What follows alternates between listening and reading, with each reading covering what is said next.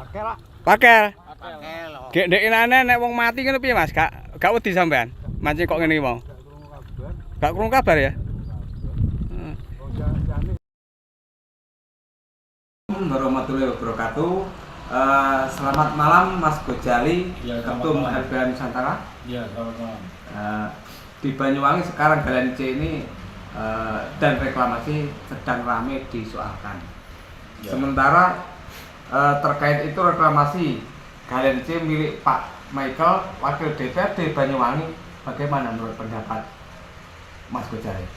Jadi memang banyak galian C di Banyuwangi yang tidak kantong izin. Yang pertama kita masyarakat Banyuwangi harus tahu bahwa memang banyak sekali galian-galian C yang menimbulkan dampak lingkungan, kerusakan lingkungan. Cuman terkait dengan masalah reklamasi galian C yang ada di air milik Pak Michael, ya kan, ini kan memang sudah lama. Tapi kebetulan tadi itu kan saya sempat ke kantor desa mana itu? Badian itu, Badian. Sekaligus ngecek sebenarnya kondisi bekas galian C tambangnya Pak Michael itu seperti apa.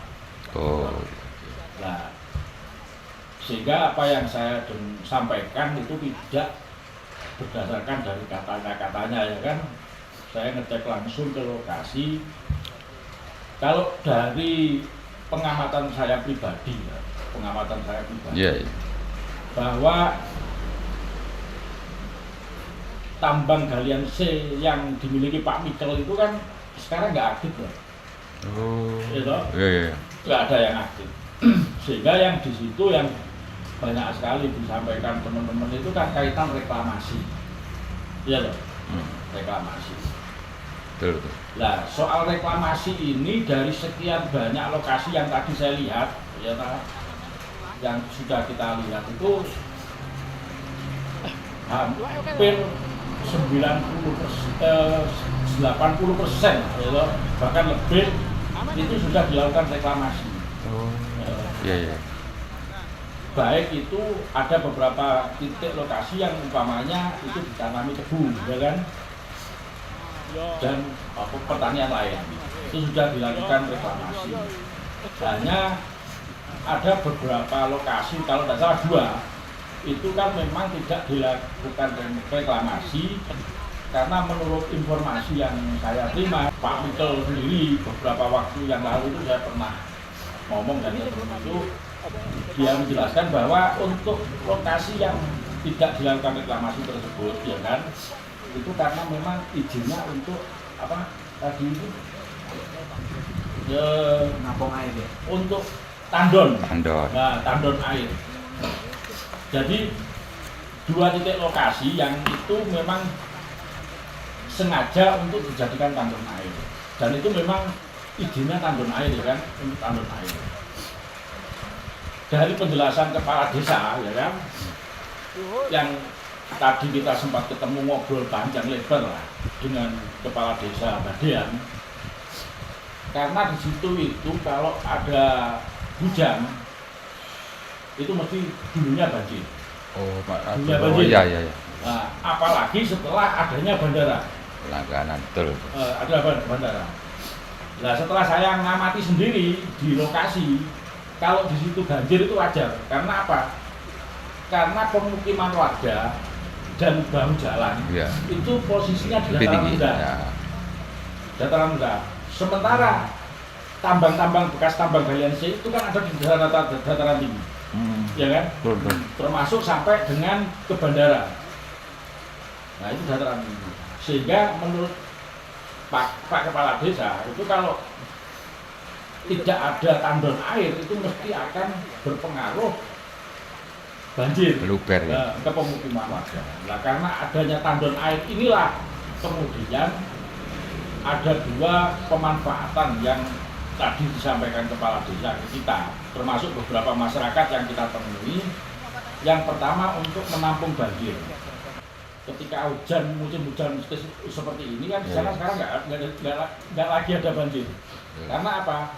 Karena air yang diakibatkan karena saluran yang dibendung terhambat karena adanya bandara, termasuk air-air yang lain dari persawahan yang ada di dataran tinggi itu masuknya ke tandon air itu. Iya, betul. Nah, sehingga dari tandon air itu keluar ke irigasi sampai kepada sungai besar. Itu yang pemanfaatan yang pertama. Yang kedua, air itu memang adanya keberadaan tandon air itu memang dibutuhkan oleh warga sekitar. Satu untuk juga mandi, gitu, dan untuk keperluan pertanian juga. Oke. Jadi itu. Jadi untuk reklamasi, tak pikir sudah tidak ada persoalan.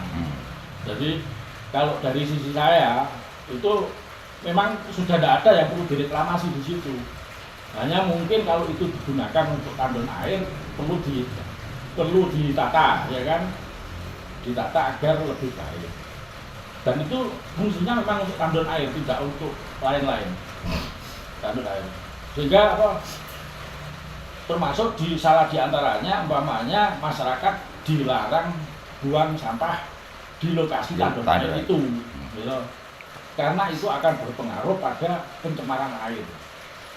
Jadi kalau itu tidak ada sampah-sampah yang ada di situ, otomatis air di situ nanti akan jernih dan bisa digunakan lebih banyak, bisa dimanfaatkan oleh masyarakat. Iya. Oke, terus bagaimana untuk kemarin itu ada kasus warga mancing di lokasi bekas galian C di air itu menurut Ketua RBH Nusantara yang kemarin itu yang ramai dibicarakan sampai meninggal itu warga. Ya kalau kaitan dengan adanya masyarakat yang mancing di situ yang kemudian meninggal kemarin, itu kita ya memang ikut bela sungkawa ya kan atas meninggalnya masyarakat yang meninggal di situ. Cuman tadi itu waktu saya ke sana ngecek memang di situ itu tidak digunakan untuk pemancingan. Iya. Tidak digunakan untuk pemancingan. Artinya lokasi tersebut tidak dibisniskan untuk orang memancing.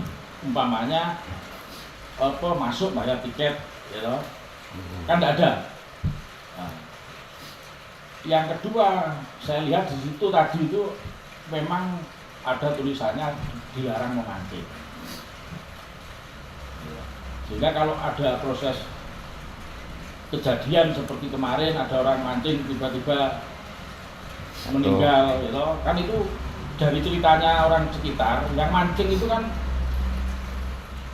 menyelam, gitu, menyelam di tandon tadi itu. Waktunya malam kan, meninggalnya ketemunya jam pagi lah, tidak mancing juga. Dan yang paling penting menurut saya yang berdasarkan keterangan warga. Jadi kalau warga di daerah situ sendiri memang jarang sampai ada yang menyelam. Sehingga korban kemarin itu bukan warga daerah sekitar situ. Itu kan warga daerah Songgol ya kan. Nah, 3 orang itu pemancing dari Songgol. Termasuk tadi waktu kita lihat di lokasi kan banyak yang mancing-mancing. Itu rata-rata tadi waktu kita tanya bukan orang daerah situ. Bukan daerah Badian atau satunya di sana itu sebelahnya di sana. Bendo ya, bukan daerah situ. Itu rata-rata ada yang dari hampir daerah Banyuwangi kota. Ya. Jarang yang orang-orang di situ, apalagi sampai menyelam itu enggak.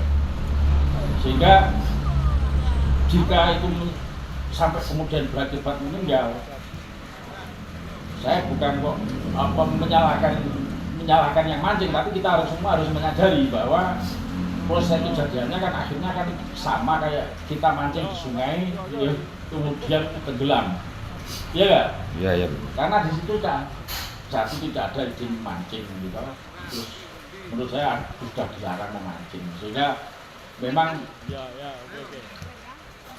kalau saya sendiri berpendapat kalau masyarakat ingin memancing di situ satu harus pun tahu bahwa di situ memang satu dilarang mancing, ya kan? Ya. Apalagi sampai menyelam.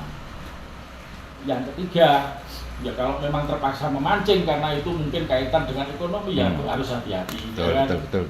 Harus hati-hati, jangan memaksakan diri sampai menyelam dan lain sebagainya, itu kan sudah terlalu jauh membahayakan diri keselamatan. Karena nanti kalau ada apa-apa kan repot.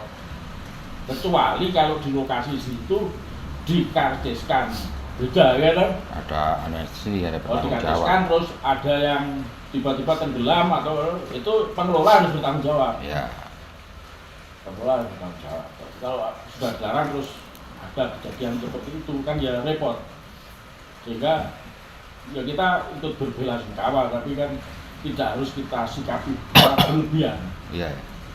Berlebihan, sehingga kita bisa menyadari konteks masalahnya. Jadi menurut saya seperti itu. Oke, Mas Ghazali, terima kasih atas keterangan dan penjelasannya. Oke, siap. Oke, Assalamualaikum.